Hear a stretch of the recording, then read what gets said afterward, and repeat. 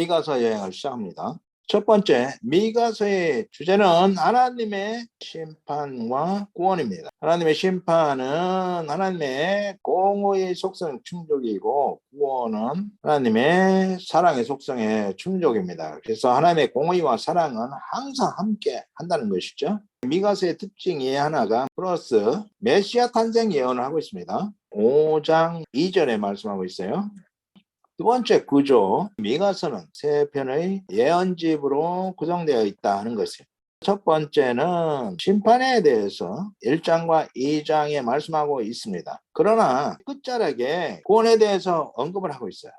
두 번째는 구원인데 3장에서 5장 구원을 강조하고 있지만 여기도 역시 악한 지도자들에 대해서 고발하고 있어요. 메시아 통치로 인해서 더 이상 전쟁이 없고 전쟁 무기들이 다 농기구로 바뀔 것을 말씀해주고 있는데 이사야서 2장 1절에서 4절의 내용과 똑같습니다. 그리고 메시아 탄생에 대해서 예언하고 있어요. 이 구원은 예수 그리스도를 통해서 완성될 구속사를 말씀해주고 있습니다. 세 번째는 하나님의 요구 6장과 7장입니다. 선지서들이 어떻게 기록이 되었는가? 요엘이 최초의 문서 선지자입니다. BC 830년경에 쓰여진 것으로 보고요. 그 다음이 호세아, 아모스, 요나, 여로보암 2세 때 쓰여졌고요. 미가와 이사야, 요담 때부터 히스기야 때까지 쓰여졌는데요. 호세아 9년에 북이스라엘이 망하죠. BC 722년 호세아 9년에 망하는데 히스기야가 왕이 된 지 6년 되었을 때 망하게 됩니다. 그래서 미가는 아직 북이스라엘이 망하지 않은 때이기 때문에 사마리아 멸망을 함께 말씀하고 있습니다. 미가서는 하나님의 심판과 구원을 말씀하고 있고요. 특별히 메시아 탄생을 예고한 책이다. 근데 여기서 중요한 것은 선민을 향한 심판은 깨어진 관계를 다시 회복하기 위해서 하시는 구원 프로젝트라는 거예요. 그러므로 모든 구속사는 계시록 21장 7절에서 종료가 됩니다. 죄는 하나님과의 깨어진 관계가 죄입니다. 의는 하나님과의 회복된 관계입니다. 구원은 하나님과의 완전한 관계 회복입니다. 완전한 관계 회복이 언제 이루어지냐? 창세기 3장 15절에서 십자가 프로젝트를 통해서 하나님의 구속사가 선포되고 계시록 21장 7절에서 십자가 프로젝트가 완전히 종결됨으로 인해서 그는 하나님이 되고 우리는 그의 아들이 되는 완전한 의미에서의 관계 회복이 이루어집니다. 그러므로 진정한 구원은 하나님과의 관계 회복에 있는 것이죠. 1장과 2장은 심판에 대한 말씀이고요. 3, 4, 5장은 회복에 대한 말씀이고 6장과 7장은 하나님의 요구에 대한 말씀이다. 이렇게 세 편의 예언집으로 되어 있다는 것입니다.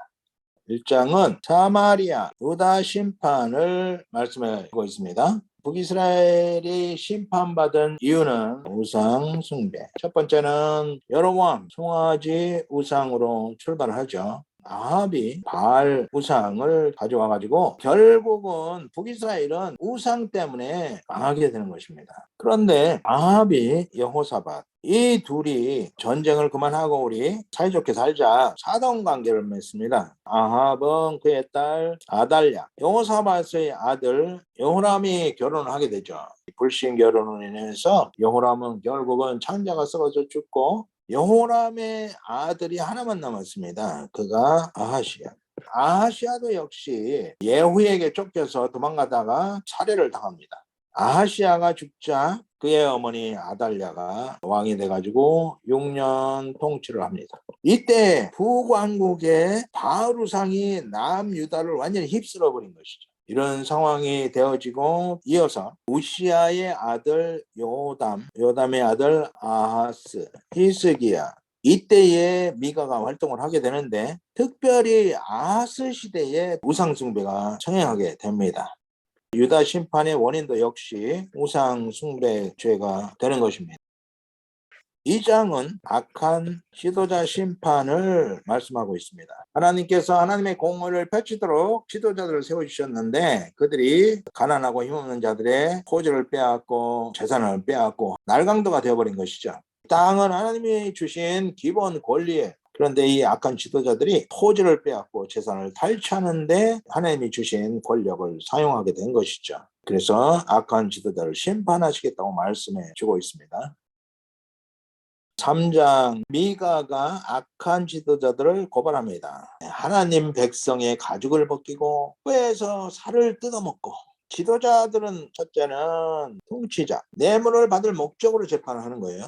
제사장들은 품삯을 받을 목적으로 제사장이 되고요. 선지자들은 돈 주면 평안을, 돈을 안 주면은 전쟁, 거짓으로 선포를 하는 거예요. 결국은 다 돈과 연관되어 있다는 것이에요. 돈에 환장한 지도자들이 완전히 타락해 버린 것이죠. 디모데전서 6장 10절에서는 돈을 사랑함이 일만하게 뿌리가 되나니 라고 말씀해 주고 있습니다.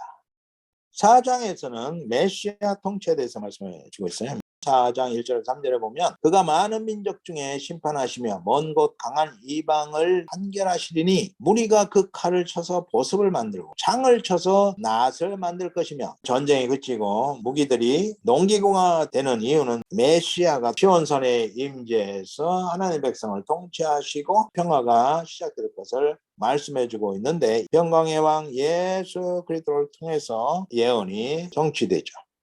그리고 포로기환에 대한 말씀은 BC 537년 고레스 칙령으로 성취가 됩니다.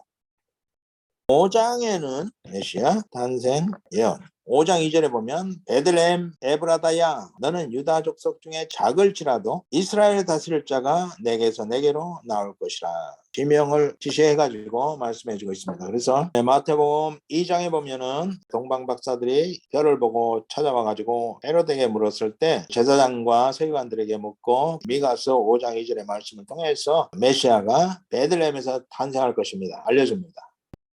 야곱의 남은 자라는 말씀이 있는데 7절과 8절에 남은 자가 바로 하나님의 구원의 대상이죠. 이 남은 자는 여호와 하나님을 믿는 자입니다. 믿는 자가 첫 번째는 아벨이 나옵니다. 어린 양을 잡아서 제사를 드린 이유는 믿음 때문이라고 말씀하고 있어요. 약속을 믿음으로 어린 양의 피제사를 드린 것이죠. 아벨이 죽임을 당하자 셋 계열이 하나님을 섬기게 되죠. 셋 계열이 타락하자 노아를 통해서 믿음의 계보를 이어가고요. 노아의 후손들이 또 타락하자 아브라함을 통해서 믿음의 계보를 이어갑니다. 그리고 아브라함의 후손인 예수를 통해서 영적인 이스라엘 백성이 탄생을 하죠. 그러므로 남은 자는 누구냐? 예수 그리스도를 영접한 우리가 바로 남은 자이고 하나님께서 영생을 주기로 작정한 자들입니다.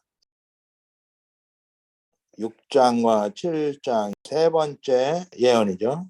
6장 하나님의 요구는 무엇인가? 6장 8절에 말씀해주고 있어요. 첫 번째는 변론하자. 너희를 동대했던 애굽 땅에서 출애굽시키고 요단을 마른 땅같이 건너게 해줬고 kittim에서 미디안을 정복하게 해줬고 여리고를 정복하게 해줬고 이 모든 하나님의 은혜를 기억하라. 신명기 11장에 보면 세 가지를 말씀하고 있는데 첫 번째는 토라. 율법이죠. 이것은 지키라라고 명령하고 있고요. 두 번째는 쉐마. 이것은 자녀 교육, 가르치라. 세 번째가 자카르입니다. 하나님의 은혜를 기억하라. 하나님의 요구는 첫 번째 공의입니다. 공의는 하나님의 법이에요. 이것은 다른 말로 하면 율법이죠. 이것을 정의 또는 공법, 공평. 하나님의 공의를 무너뜨리고 짓밟았다는 것은 하나님 멸시죄가 되는 거예요. 두 번째는 인애입니다.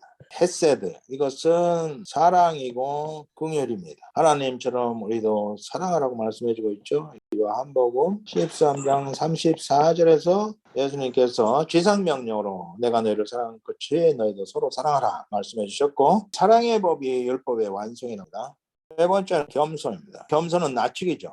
하나님과 사람 앞에서 낮추라고 말씀해 주고 있어요. 이 세 가지가 하나님 백성에게 요구하시는 것입니다.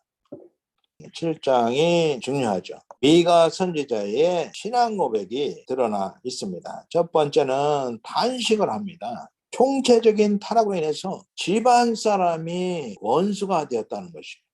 총체적인 타락 앞에서 기도를 합니다. 오직 하나님만 바라보나이다. 하나님의 유일한 해답입니다. 세 번째는 신앙 고백을 하게 됩니다. 주와 같은 신이 없나이다. 고백을 합니다. 근데 여기서 아주 중요한 것이 끝자락의 말씀인데요. 결론적 복음. 마지막 7장 20절의 말씀입니다. 주께서 옛적에 우리 열조에게 맹세하신 대로 우리 열조에게 맹세는 다른 말로 하면 언약이죠. 언약하신 대로 야곱에게 성실을 베푸시며 아브라함에게 인애를 더하시리이다. 하나님께서 우리를 끝까지 사랑하시고 마침내 구원하시는 이유가 무엇일까? 그것은 바로 열조에게 맹세하신 언약. 이 열조는 아브라함으로 대표적으로 표현하고 있는데요. 우리가 아브라함의 후손입니다. 그러므로 성경에 나오는 모든 열조는 영적으로 이스라엘 된 우리의 열조입니다. 우리가 직접 언약을 받지 못했어요. 열조에게 약속하신 언약을 우리가 붙들고 있는 것이죠.